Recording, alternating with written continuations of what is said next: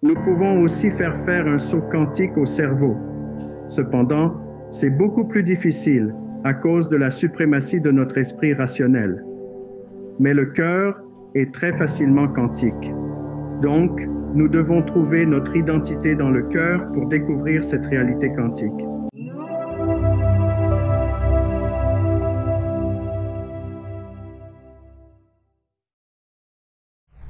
Je voudrais accueillir dans l'émission le docteur Amit Goswali. Comment ça va, docteur Amit? Ravi d'être ici. Merci beaucoup d'être venu à l'émission, mon ami. J'attends avec impatience notre conversation sur la physique quantique et la spiritualité, et comment ces deux mondes semblent se rapprocher de plus en plus, malgré les tentatives des gens de les séparer. En effet, nous lisons chaque jour des nouvelles sur la façon dont la solitude devient une épidémie en Amérique.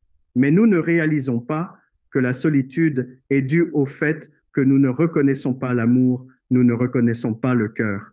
Et tout cela est en fin de compte une non-reconnaissance de la conscience comme la force qui nous anime.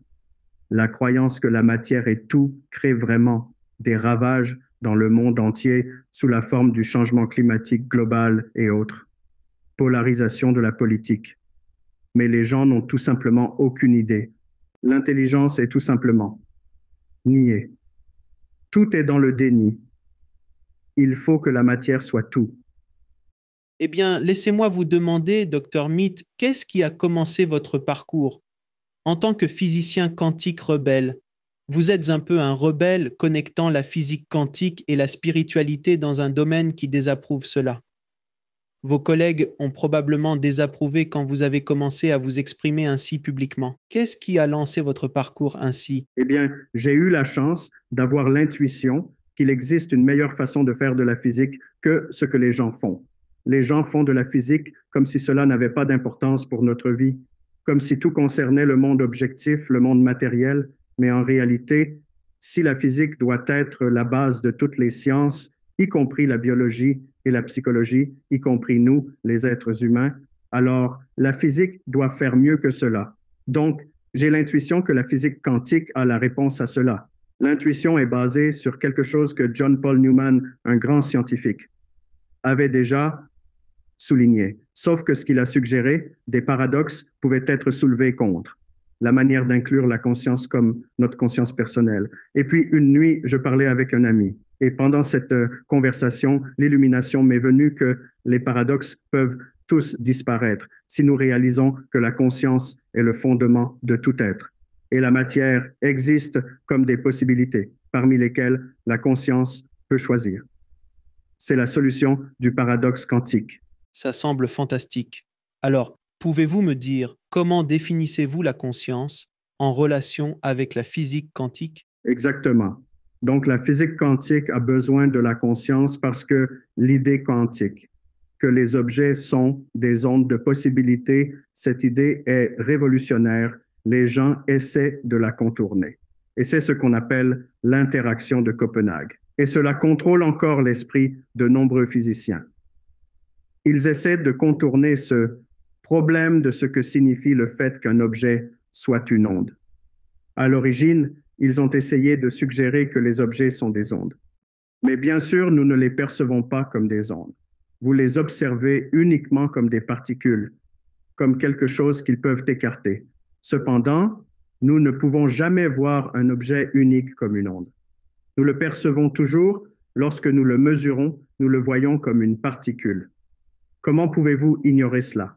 Parce que les objets uniques peuvent être isolés et la physique des objets uniques doit être importante pour les systèmes biologiques ou les systèmes psychologiques où nous sommes un objet unique.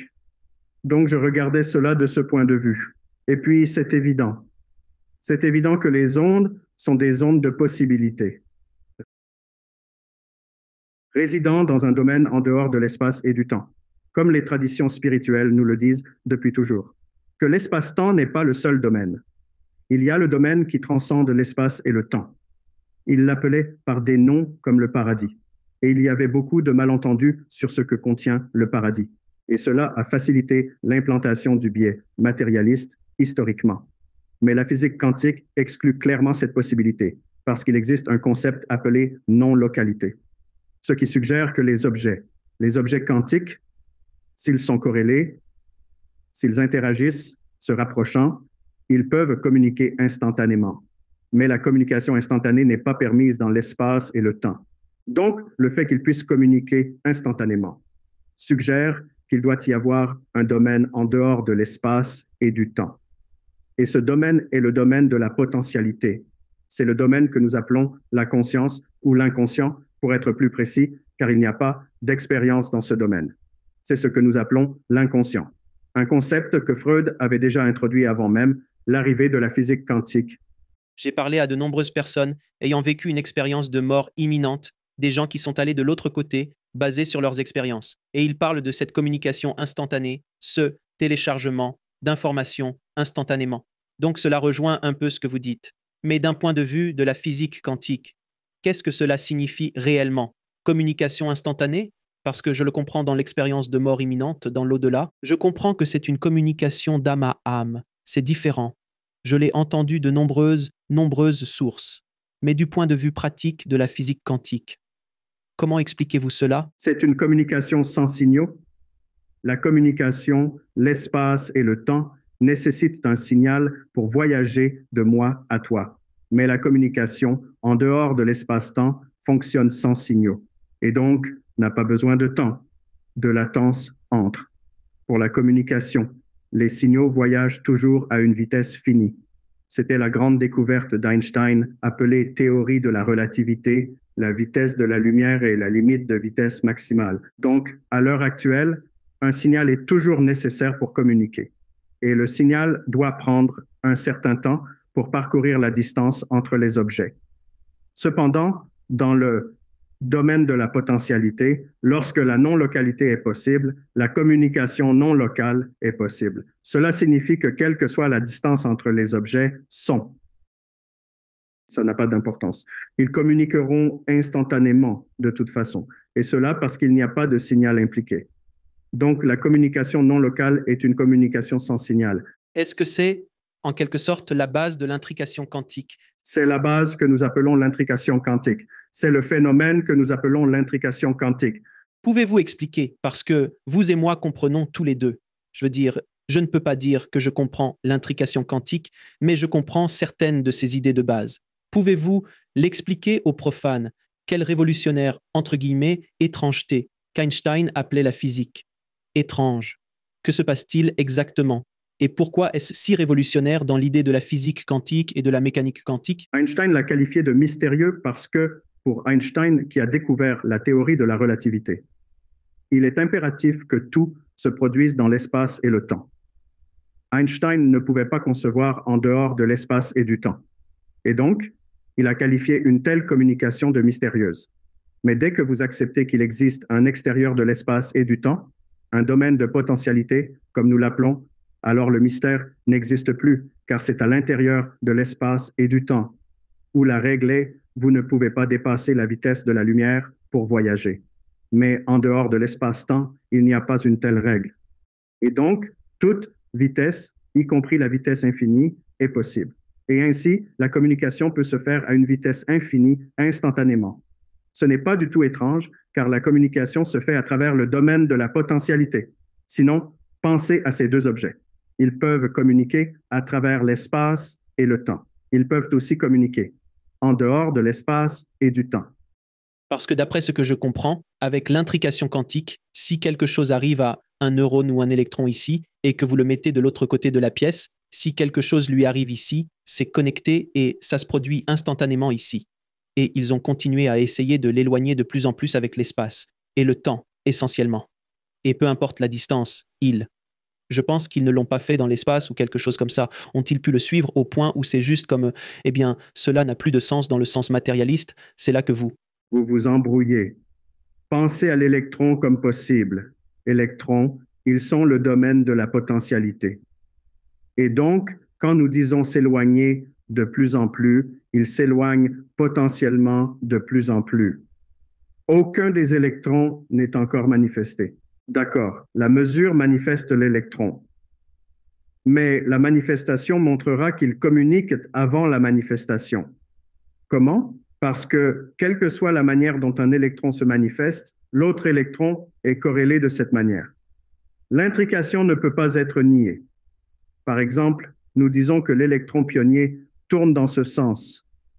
Alors l'autre doit tourner dans le sens opposé. Mais comment l'électron sait-il à distance sans aucun signal? C'est l'énigme que la physique de la relativité einsteinienne ne peut pas résoudre. Cela ne peut pas se produire dans l'espace et le temps. Donc, cela doit se produire à travers ce domaine, en dehors de l'espace et du temps. C'est tout. Et ce qui nous confond, c'est que nous pensons toujours que tout est toujours dans l'espace et le temps. Non, dès que vous ne regardez pas, les objets de la physique quantique deviennent des objets du domaine de la potentialité. C'est fascinant car, encore une fois, les personnes ayant vécu une expérience de mort imminente me disent que le temps là-bas est différent. Ils affirment qu'il n'y a pas de temps. Pas de temps. 1 minute ici pourrait équivaloir à 2 semaines là-bas. C'est une révélation incroyable. On ne peut même pas en parler, car le temps devient une potentialité. Ce n'est plus le temps réel comme nous l'avons, des objets en physique. Mais ça te donne mal à la tête de commencer à penser à ce genre de choses parce que on est basé dans ce genre de domaine de l'espace et du temps, si tu veux. Et penser au-delà de ça, c'est un peu comme. La question est comme, eh bien, Dieu a toujours été, n'a jamais eu de début ni de fin, ou l'énergie source n'a jamais eu de début. Pour nous, c'est impossible, parce que pour nous, tout a un début et tout a une fin. Alors, tu commences à penser et ta tête commence à te faire mal après un moment. Il y a un sujet que je voulais aborder avec toi car j'ai entendu quelque chose à ce propos et j'aimerais connaître ton point de vue.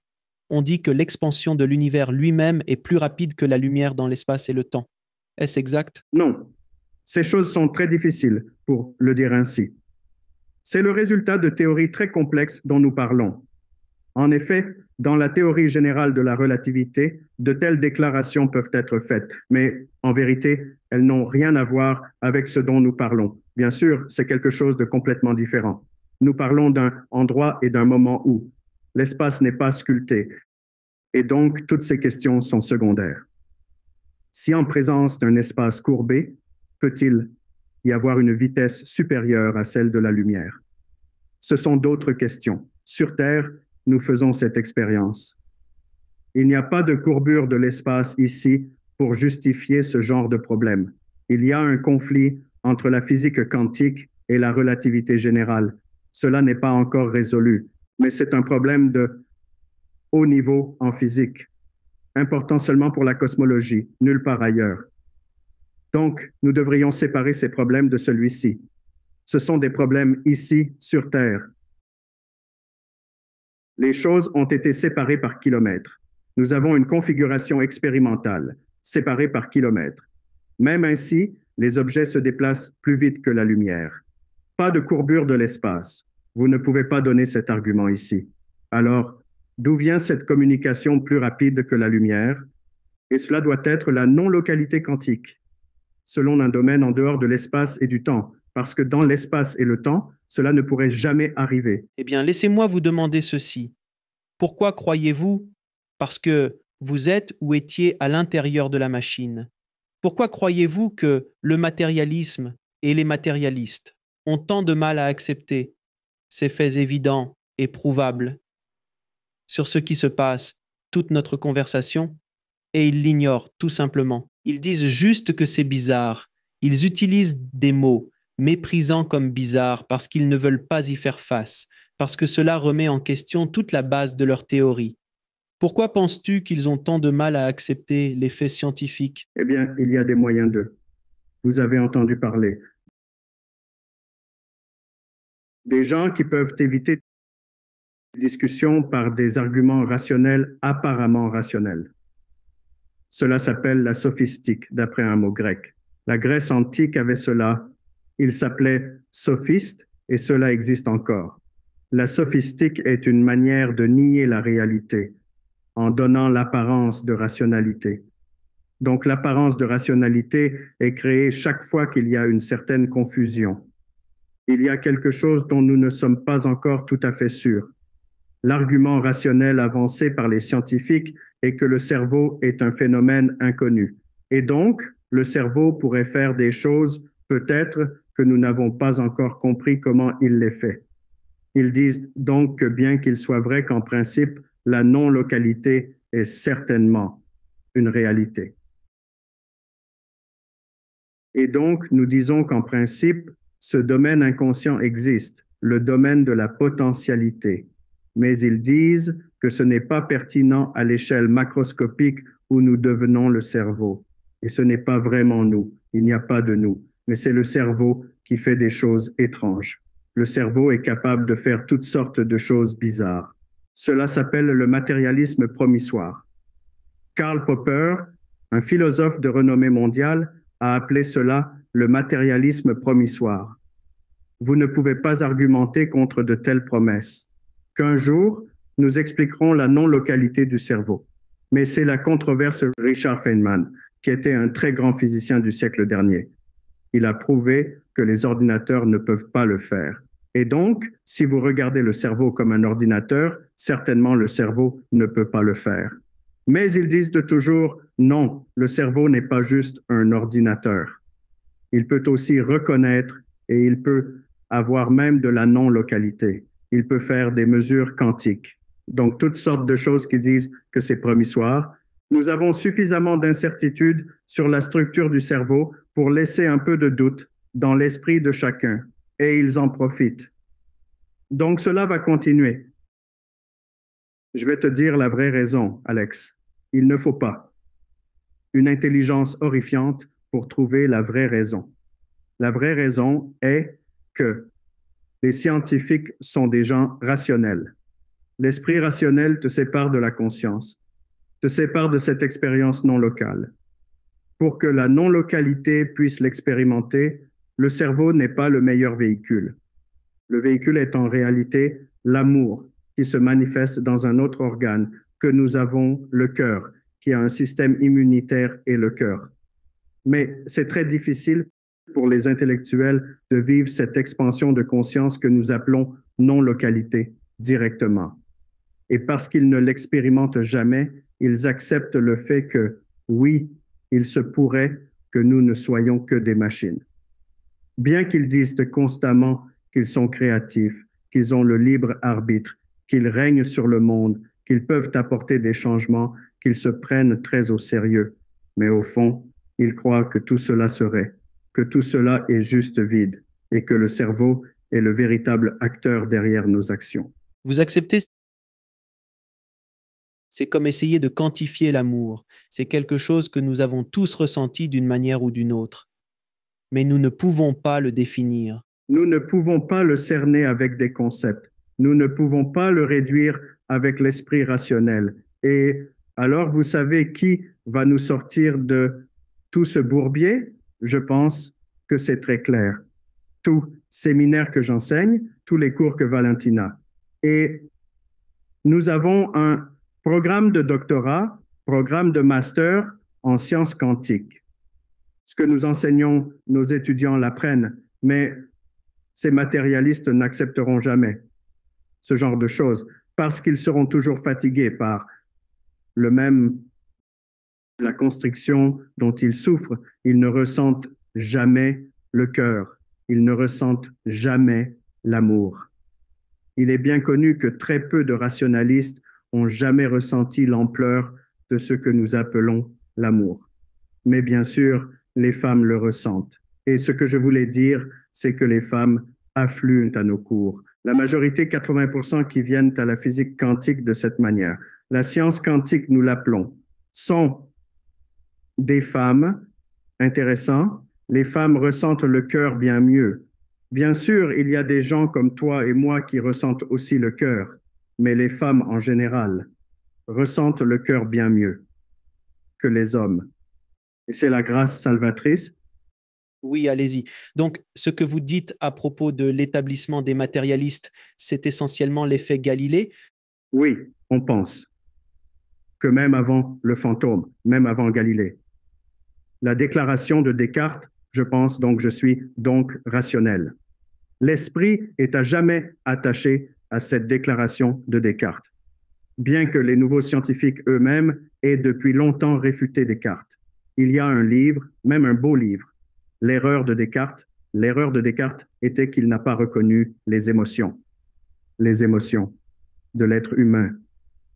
Mais cette pensée cartésienne que nous sommes justes, la conscience est juste une partie de la rationalité. Penser, c'est le grand obstacle. Eh bien, on pourrait aussi débattre que les animaux pensent à un niveau différent, peut-être pas aussi sophistiqué que nous, mais il y a une conscience. Il y a une conscience comme une brin d'herbe. Et nous devons clarifier le langage. Alex, nous savions, avec toute cette compréhension, tu utilises le mot penser. Non, les animaux ne pensent pas différemment. Les animaux ne pensent pas, point, mais les animaux ressentent. Et ressentir suffit pour la cognition. Si je te ressens directement, soit j'aime la sensation, soit je n'aime pas. Mais est-ce de la cognition? Est-ce aussi une cognition? Je reconnais que je t'aime, donc je t'embrasse. Ou je ne t'aime pas, je te repousse. N'est-ce pas? Cognition. Donc on peut reconnaître avec le sentiment. Et c'est ce que font typiquement les animaux. Leur comportement montre clairement qu'ils aiment ou n'aiment pas. Mais c'est cognitif. Un animal de compagnie en est un exemple clair. Ils vont vers certaines personnes, ils cognisent. J'aime ça. Et ils éviteront certaines personnes avec un chat. C'est très clair. Très clair avec un chat et très clairement avec un chien aussi. Sans aucun doute. Alors laissez-moi vous demander cette idée, et c'est là que je veux revenir à la spiritualité, parce que c'est là que je trouve fascinant le domaine de, entre guillemets, au-delà du voile, l'autre côté où nous allons après notre mort. Est-ce que l'idée des multivers, l'idée d'autres royaumes, comment cela fonctionne-t-il dans la structure de la physique quantique ou pas? C'est vraiment encore une autre fausse piste. Ces autres univers, la question ne se pose même pas, à moins que vous ne pensiez à une très grande échelle des choses. D'autres univers, par définition, ne peuvent pas communiquer avec cet univers d'aucune manière. Donc, le point est que si la situation de l'autre univers ne fait tout simplement pas partie de ce dialogue, ce qui se passe, c'est que le cerveau d'une personne est incapacité. Le cœur a échoué. La personne, le cerveau ne fonctionne pas. Il n'y a aucune potentialité cérébrale. Pauvre potentiel cérébral désormais. L'EEG montre clairement 0, n'est-ce pas? Donc la conscience est en état de mort cérébrale. Le cerveau n'évoque plus la conscience. La personne est en état de mort cérébrale. Alors cette personne revient maintenant, après un certain temps, lorsque le cerveau est réanimé, et dit que, oh, j'ai eu toutes ces expériences qui ne pouvaient pas être expliquées par mes expériences passées. Ces expériences n'étaient pas dans mon cerveau. Par exemple, je me suis vu flotter au plafond et regarder mon corps en train d'être opéré. Cela ne pouvait pas déjà être dans mon cerveau, à moins que nous reconnaissions déjà la précognition ou quelque chose du genre, ce que les scientifiques n'ont plus. Donc, c'est le genre de chose, une expérience non locale qui se produit, qui ne peut pas se produire dans un cerveau matériel. Nous avons déjà argumenté que les objets matériels, à moins qu'ils ne communiquent par cette conscience, ne peuvent pas avoir d'expérience non locale. Donc, de cette manière, les phénomènes de type expérience de mort imminente suggèrent déjà que quelque chose de très différent de notre conceptualisation habituelle se produit. Mais vous savez, les matérialistes esquivent toujours ce problème. Je vais vous donner un exemple. Récemment, Apple News a diffusé cela dans le monde entier. Ils le font. Ils ont une énorme portée. Et ils parlaient d'une expérience où quelqu'un rapportait une expérience de mort imminente lorsqu'ils étaient réanimés. Lobe pariétal du cerveau. C'est le lobe qui est légèrement à l'arrière du centre. Ceci est frontal. Ceci est pariétal. Une partie du lobe pariétal cesse de fonctionner chez les personnes proches de la mort. Cette explication explique pourquoi les expériences de mort imminente sont des expériences hors du corps, car le lobe pariétal nous donne une identité avec le corps. Il contient toutes les images corporelles, traitées dans le lobe pariétal. C'est bien connu. C'est là que se trouve notre sens de se regarder dans un miroir, pour avoir une idée de notre position, une orientation de notre corps.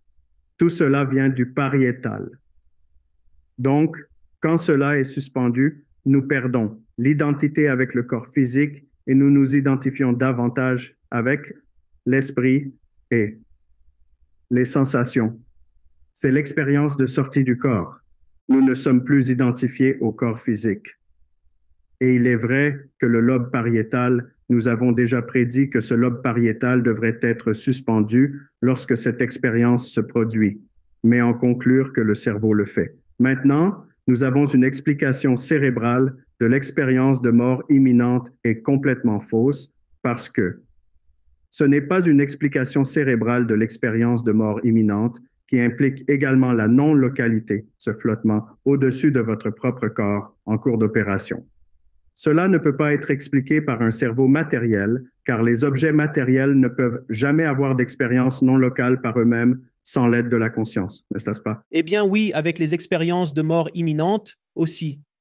J'ai parlé à des médecins et des chercheurs qui ont parlé à des milliers, pas seulement des milliers de personnes ayant vécu une expérience de mort imminente dans ce pays, mais à l'étranger, en Afrique, dans différentes cultures.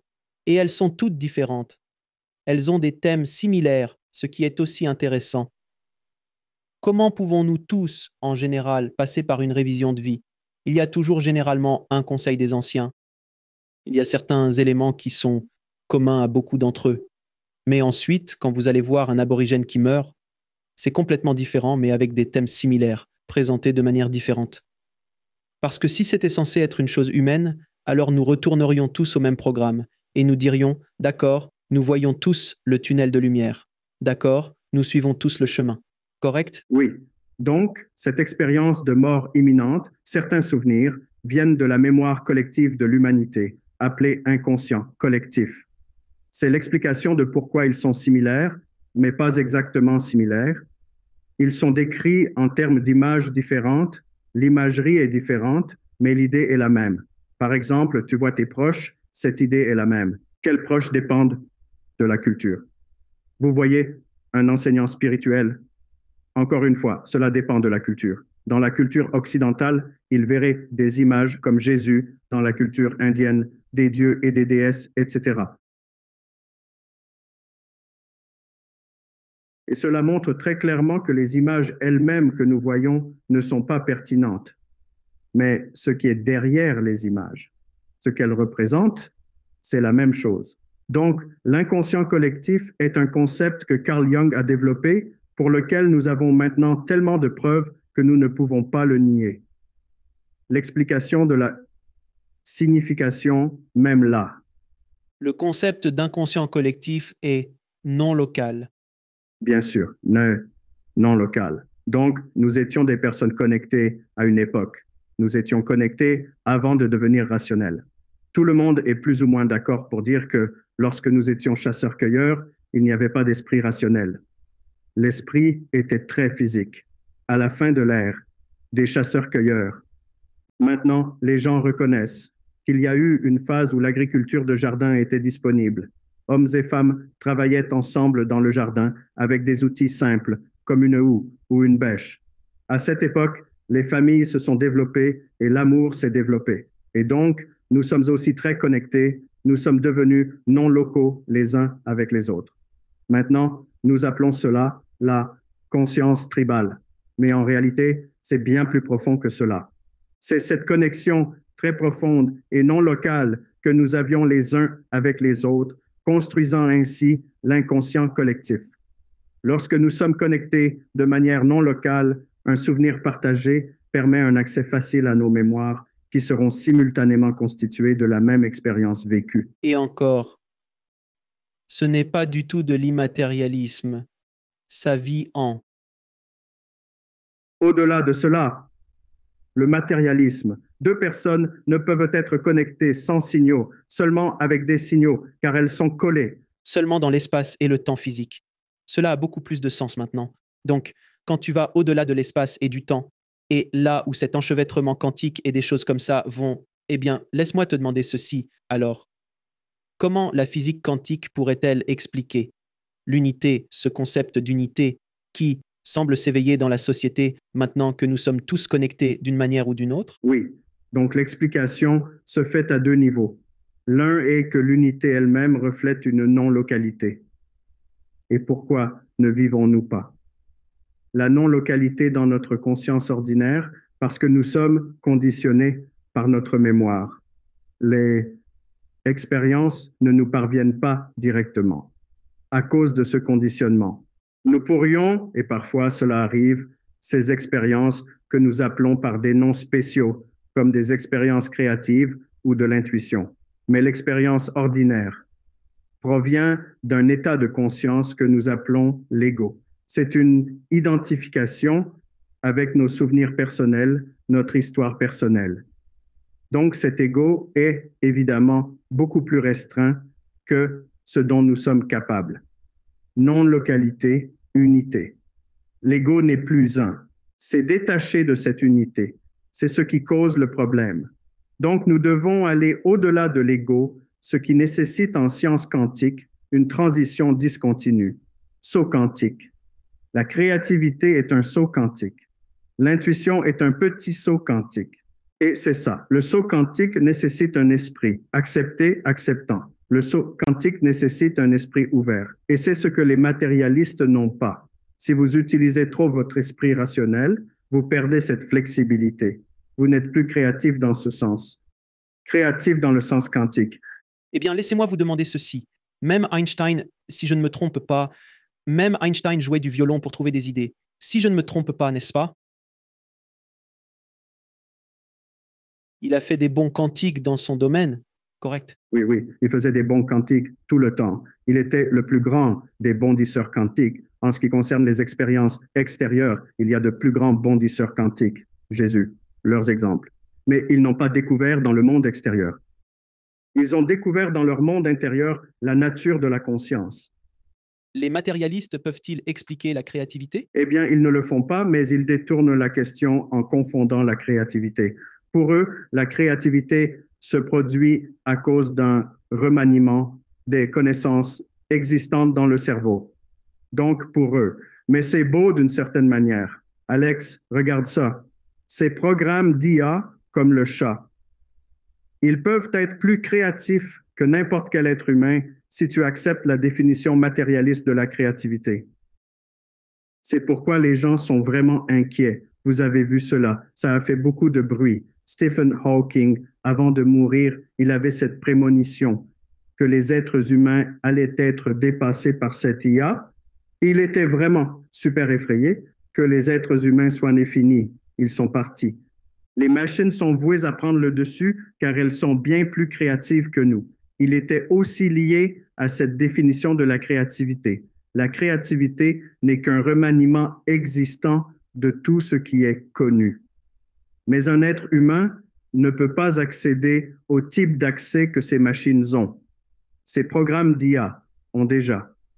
Donc, c'est la raison de cette peur. Bien sûr, pour nous, c'est simple. Une machine ne peut jamais être non locale. Par conséquent, elles ne peuvent pas intuiter ni être créatives dans le sens quantique, ni faire de saut créatif vers le domaine non local. Ainsi, les humains resteront toujours supérieurs aux machines, capables de réaliser des actions hors de leur portée. La clé réside dans notre accès à ce domaine non local, très facilement. Nous pouvons y accéder par le cerveau. Nous pouvons aussi faire en sorte que le cerveau fasse un saut quantique. Cependant, c'est beaucoup plus difficile à cause de la suprématie de notre esprit rationnel. Mais le cœur est très facilement quantique, donc nous devons trouver notre identité dans le cœur pour découvrir cette réalité quantique. Et c'est là le problème. D'une certaine manière, réaliser que nous ne pouvons pas être supérieurs aux machines est bon pour nous, car c'est la fin de l'ère rationnelle. Si vous restez dans le rationnel, les machines prendront le dessus, sans aucun doute. Nous devons donc trouver nos domaines quantiques intuitifs et créatifs afin de conserver la suprématie de notre machine. Parce que vous avez tout à fait raison, ces IA qui sont créées et apprennent à des vitesses astronomiques en ce moment, comme ChatGPT, ils auront accès à toutes les connaissances, tout ce qui existe jusqu'à un certain moment. Ils ont accès à plus que vous ou moi ne pourrions jamais avoir accès. Mais pourtant, l'IA ne crée pas des choses à partir de rien, de la manière dont vous ou moi pouvons créer des idées. La potentialité dont nous parlons, donc ils n'ont pas accès à la potentialité. Et cette potentialité jamais découverte sera toujours là parce qu'elle est infinie. Et donc, les êtres humains seront toujours supérieurs aux machines parce que nous pouvons la rendre disponible aux machines, mais seulement après l'avoir fait de manière créative. Puis, nous pouvons la mettre sur Internet et la machine y aura accès. Mais nous avons toujours accès au le reste de la potentialité. Mais vous savez, le truc avec l'infini, c'est que l'infini moins l'infini est toujours l'infini. Donc cela sera toujours là pour les êtres humains à explorer. Et la machine ne pourra jamais nous égaler. Nous aurons toujours une longueur d'avance. Et c'est parce que nous sommes capables de faire des choses et de nous connecter à des choses dans un espace soi-disant spirituel qu'une machine ne pourrait jamais. Est-ce que c'est l'amour? Une machine ne peut pas aimer. Elle n'a pas ce potentiel. C'est un mot charmant, charmant. Espace spirituel. Ce domaine de non-localité est ce que l'espace spirituel ou le paradis est, c'est ça. Et s'il vous plaît, corrigez-moi du point de vue védique, des textes védiques dont j'ai entendu dire que de nombreux physiciens quantiques ont lu le Bhagavad Gita et se sont plongés dans les Védas parce qu'ils parlèrent de ces concepts. Il y a des milliers d'années, des milliers, quand nous étions censés être des chasseurs-cueilleurs. Mais, supposément, vous en savez plus que moi, parce que ce n'est pas ma culture. Mais j'ai étudié la culture indienne et l'hindouisme et les Védas, et à mesure que je les approfondissais, ils parlaient de choses, donc, je veux dire, si vastement, bien plus avancées que ce que nous savons même maintenant, que même les physiciens quantiques, j'ai oublié qui c'était, le père de la bombe atomique. Vous savez de qui je parle? Je fais référence à l'homme qui a inventé la bombe atomique. Il en est l'auteur. Oui, exactement. Il a cité le Bhagavad. Peut-on en parler un peu? La non-localité et la potentialité des archives akashiques, cette idée-là. Pouvez-vous en parler un peu et expliquer comment cela se rapporte à la physique quantique? Oui, en effet, les chercheurs védiques, et c'est ce qu'ils sont, ils n'ont pas besoin d'être appelés mystiques. Ils étaient des chercheurs de la conscience. Ils n'avaient pas de compétences matérielles. Des instruments matériels comme le télescope n'étaient pas disponibles. Donc, ils ne pouvaient pas étudier la matière, mais ils pouvaient méditer. Et ils ont appris à méditer très, très bien. Parce que quand vous n'avez pas de distraction extérieure, vous ne pouvez que regarder à l'intérieur. Vous êtes un chercheur. Que faire? Vous étudiez autant que possible ce qui se passe à l'intérieur. Et ils l'ont fait avec la méditation, avec la créativité, et ils ont découvert ces états de conscience que nous découvrons et expliquons maintenant. D'ailleurs, il n'y a rien dans les Védas que la physique quantique ne puisse expliquer. La physique quantique explique tout dans les Védas, dans les Vedanta. C'est le grand pouvoir que nous avons découvert. Il nous a fallu 7000 ans, mais enfin, nous avons compris la conscience telle que ces chercheurs la décrivaient. Et non seulement cela, certains d'entre nous ont partiellement. Je ne prétends pas être illuminé en aucun cas comme Jésus ou Bouddha, mais je prétends avoir l'expérience de l'unité. Ce n'est pas aussi éloigné que les gens le pensent. Abraham Mazda a également décrit des expériences similaires. Carl Jung a décrit des expériences similaires. Donc, ces expériences ne sont pas si rares. Elles sont assez courantes. En fait, mon associé palatin Onestor, ma co-auteure, elle a aussi vécu la non-localité, l'unité. Donc, cette expérience d'unité, si vous l'avez, c'est que vous vous ressentez beaucoup plus grand, beaucoup plus aimant, beaucoup plus inclusif envers les autres.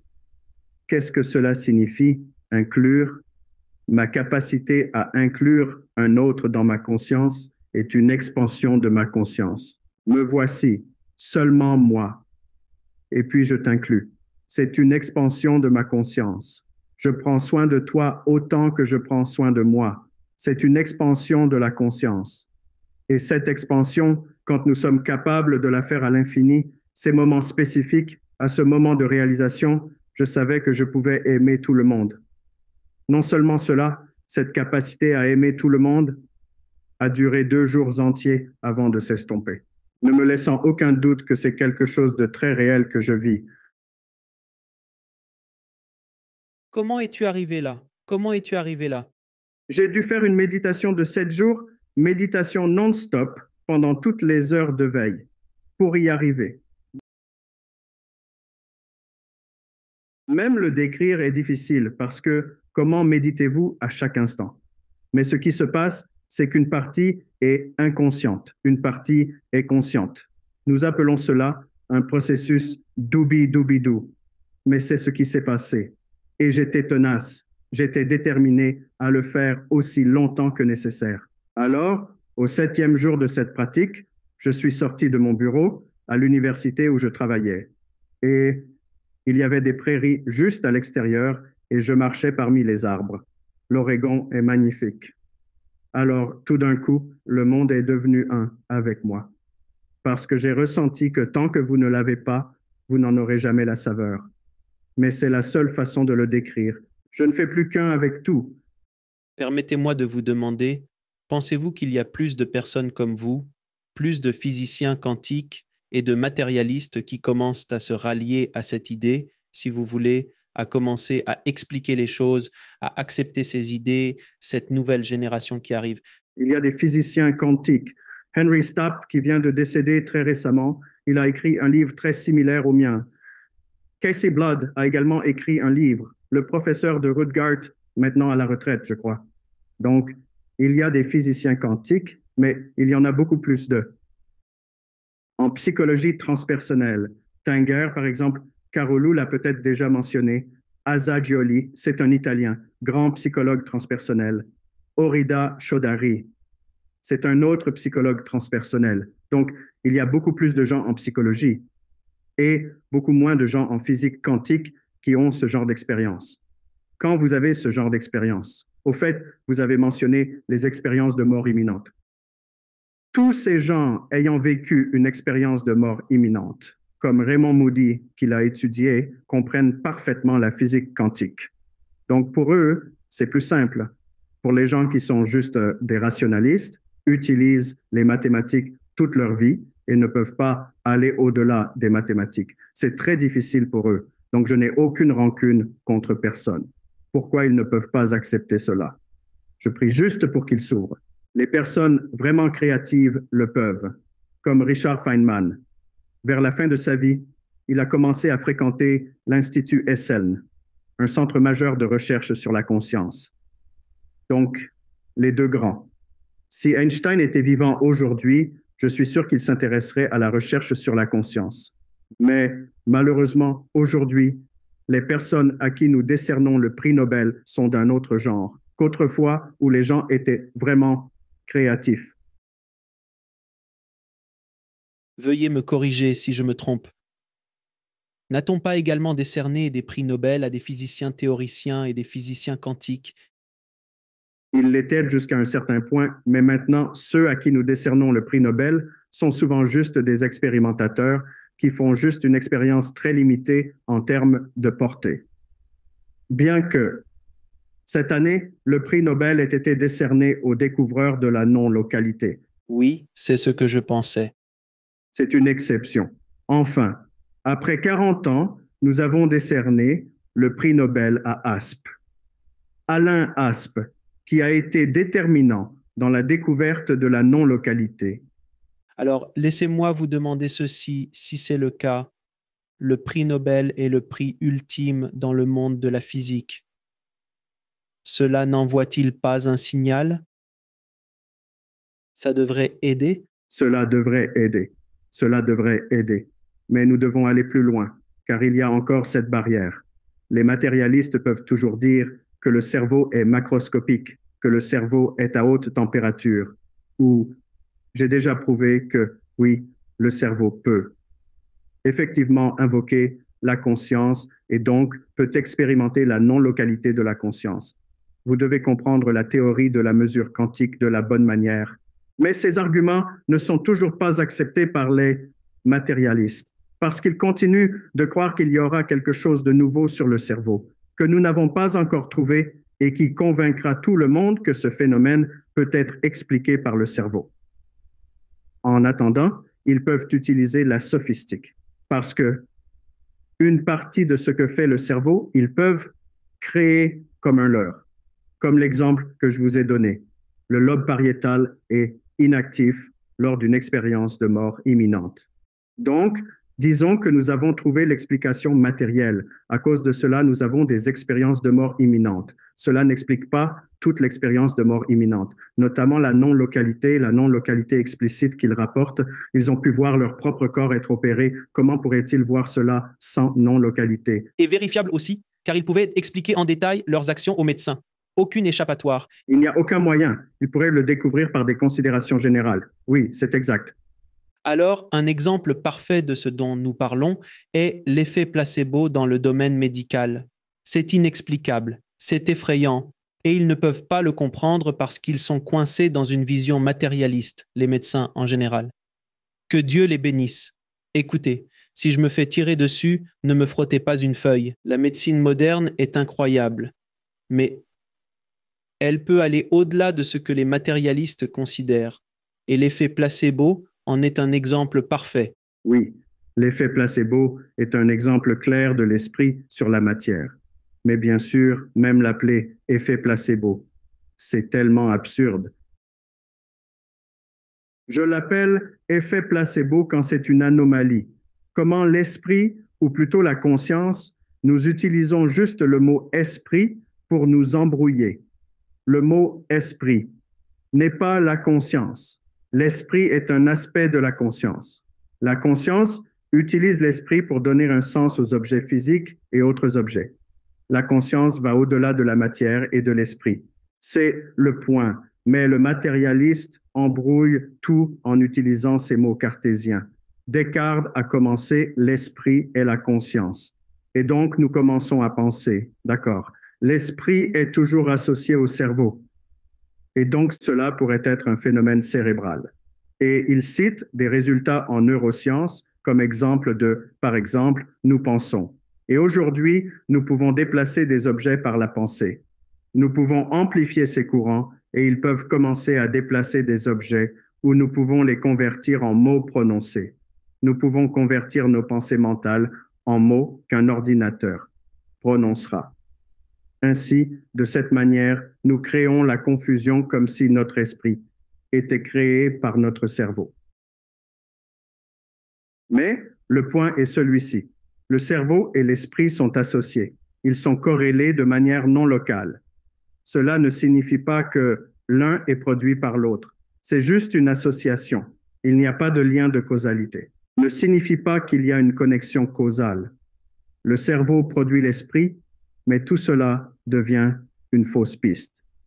Et, vous savez, les gens ordinaires n'ont pas le temps de s'engager suffisamment avec ces questions pour réfuter.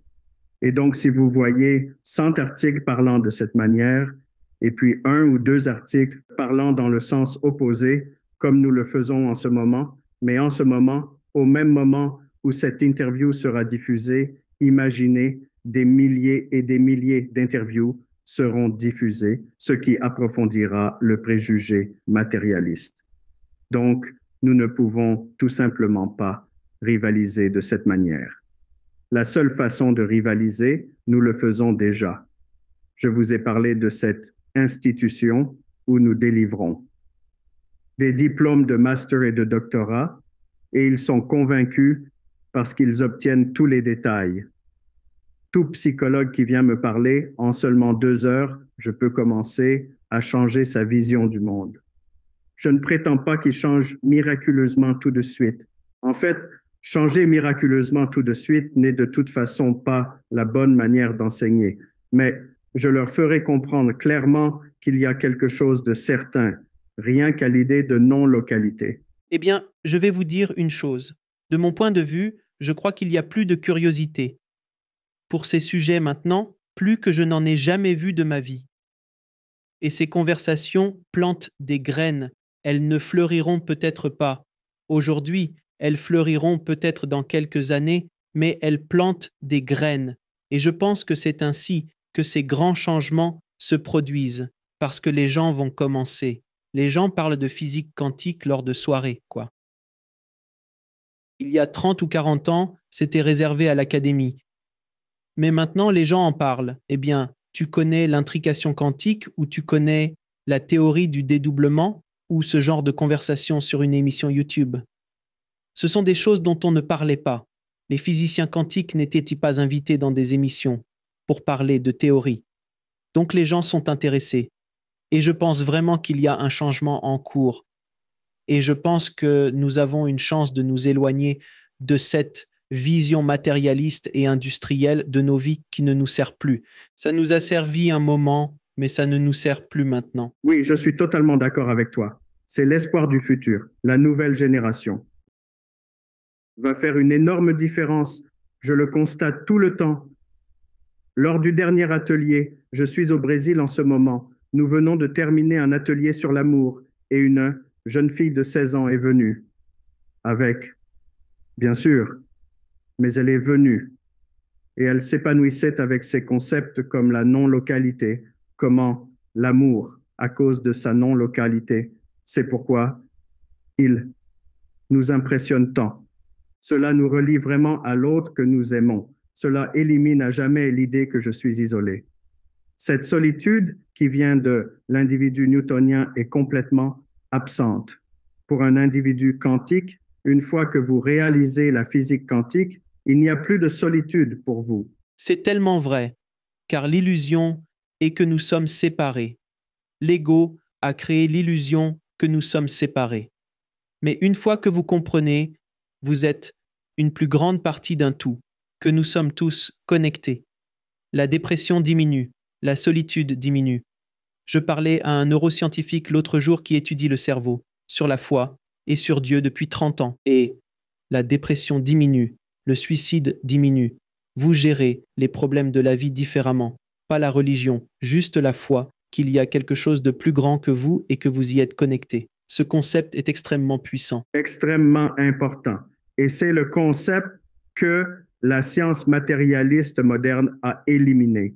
Et en faisant cela, elle est littéralement en train de détruire notre civilisation parce que nous ne nous sentons plus en harmonie avec notre environnement. Nous détruisons l'environnement parce que nous ne nous sentons plus en harmonie avec nos semblables. Vous avez lu les nouvelles au Texas cette semaine. Un voisin a été simplement critiqué par les voisins et il a sorti son arme et a tué des gens au hasard avant de s'enfuir. Ce genre de choses n'arriverait jamais avec des gens connectés, même connectés un instant. Mais comment les gens peuvent-ils devenir si aliénés, si séparés, objets indépendants, qu'ils font sans hésitation une chose mécanique? D'accord, j'ai une machine qui peut tuer des gens et je suis aliéné. Alors je vais tuer ces gens et m'enfuir. Donc, c'est un exemple extrême de ce que le matérialisme nous fait. Bien sûr, vous savez, ce qui se passe, c'est que personne ne dit « Oh, quel est le changement de vision du monde qui s'est produit il y a 60 ans, qui cause tout cela ?» Personne ne fait ce lien. Et ce sont nos gens qui font ce lien. Leurs voix se perdent juste parmi les milliers d'autres voix qui ne font pas ce lien. Mais bien sûr, vous avez aussi raison, car les jeunes entendent, les jeunes voient le lien, ils interprètent. Les autres nouvelles qui attirent l'attention de tout le monde, que les jeunes femmes se sentent suicidaires. Tellement 1 sur 5 à cause des réseaux sociaux, n'est-ce pas? Alors, les gens sont conscients que cela cause des ravages aussi chez nos jeunes. Tant de jeunes se sentent suicidaires, tant de jeunes se sentent perdus, sans sens ni but. Donc, nous verrons de plus en plus cela. Occuper Wall Street, ce genre de mouvement. Les jeunes vont soulever cela et nous verrons des changements. Mon sentiment est que nous verrons des changements. Mon ami, je vais te poser quelques questions. Je les pose à tous mes invités car je pourrais continuer à te parler pendant des heures, d'ailleurs. C'est une conversation sans fin, pour dire le moins. Mais ce sont quelques questions. Je les pose à tous mes invités. Quelle est ta définition d'une vie épanouie? Vivre une vie épanouie. L'épanouissement, pour moi, c'est la satisfaction. La satisfaction est une forme de bonheur et l'expansion de la conscience. Donc, ce que nous devons faire pour être épanouis, c'est obtenir l'expérience d'expansion de la conscience aussi souvent que possible pendant les heures de veille et libérer suffisamment notre inconscient pour ne même pas avoir, en gros, une bonne expérience pendant notre sommeil, car nous nous en souvenons un peu. Nous savons si nous avons dormi heureux ou malheureux. Donc, c'est la clé. J'ai développé avec la psychologue Sunita Patani une échelle du bonheur où nous avons effectivement montré que le travail spirituel, la méditation, la créativité et tout cela créent vraiment des états de bonheur de plus en plus élevés. Les gens développent cette capacité à avoir de plus en plus de satisfaction dans leur vie, de plus en plus d'expansion de conscience pour inclure les autres. Et ensuite, ils peuvent être libérés des maladies physiques, des maladies mentales. Non seulement cela, ils peuvent commencer à gravir l'échelle du bonheur. Si tu pouvais revenir en arrière et parler à ton toi plus jeune, entrer dans une machine à remonter le temps. Ce qui, en parlant de physique, si nous pouvons entrer dans une machine à remonter le temps et que tu peux parler à ton toi plus jeune, quel conseil lui donnerais-tu? Eh bien, je dirais que, regarde, essaie de changer ta vision du monde aussi vite que possible, car cela t'ouvrira à la manière de bien vivre. Je vivais complètement isolé en tant qu'intellectuel avant mes 37 ans, et à ce moment-là, cette intuition est venue. Et depuis, j'ai abandonné la dépendance totale à l'intellectualité, et c'est vraiment la clé de tout. Pour une personne intellectuelle, il y a d'autres choses qui peuvent aussi la captiver. Il existe aussi d'autres façons de devenir dérangé. Mais les intellectuels, étant moi-même l'un d'eux, je sais que c'est un état qui ne mène nulle part, car on devient vraiment déconnecté de la conscience, de l'amour, de son propre corps. Et c'est juste une route malheureuse vers la solitude et le malheur. Que puis-je dire? Einstein, vers la fin de sa vie, se lamentait auprès de son ami, tu as trouvé une chose que je n'ai jamais trouvée, qui est l'amour. Regardez cette personne qui est la plus grande, la plus créative que nous reconnaissons en ce qui concerne la créativité extérieure, admettant que je suis malheureux et je suis malheureux. Le sort de tout, matérialiste, rationaliste, sans exception. Comment définissez-vous Dieu ou la source? Eh bien, c'est cette conscience d'unité dont il parle. Nous pouvons être très confus en représentant Dieu à travers nos images, mais si nous ne faisons pas cela, si nous essayons d'accepter le fait que, d'accord, cela doit être très abstrait, cela ne doit pas être quelque chose que je peux mettre devant moi et visualiser, car c'est, après tout, le fondement de tout être. Alors, ne faisons pas d'images hâtives, ou si nous faisons des images hâtives, réalisons que ce n'est qu'une partie de ce qu'est Dieu, seulement un archétype qui nous mène à ce qu'est Dieu. Donc, le meilleur mot que nous puissions trouver est vraiment non-localité, unité non locale, unité sans échange de signal. Et quel est donc le but ultime de la vie? D'accord. Le but ultime de la vie, donc, est de suivre ces portions de Dieu appelées archétypes avec des valeurs qui nous mèneront à Dieu, à savoir l'amour, la beauté, la justice, la vérité, la plénitude, bien sûr, même le pouvoir, même l'abondance. Ces choses en font aussi partie. Mais il faut combiner le pouvoir avec l'amour, l'abondance avec l'amour. Donc, l'amour est un point très crucial qui nous rend différents. Les gens peuvent chercher à être riches sans amour. Les gens peuvent chercher à être puissants sans amour, comme Poutine. Mais si nous le combinons avec l'amour, alors nous pouvons devenir un Gandhi, un Martin Luther King ou un Nelson Mandela. Et alors nous devenons capables d'aimer les gens aussi. Et puis, nous utiliserons notre pouvoir pour partager le pouvoir afin de donner du pouvoir aux gens. C'est la même chose avec la vérité. Si les scientifiques combinent la vérité avec l'amour, ils exploreront la vérité pour donner du pouvoir aux gens, pas pour devenir des manipulateurs de gens. Et où les gens peuvent-ils en savoir plus sur vous et le travail incroyable que vous faites? D'accord, c'est une très bonne question. amitgoswami.org, c'est le site web. Donc, vous venez simplement sur le site et tout ce dont j'ai parlé est disponible sur le site amitgoswami.org.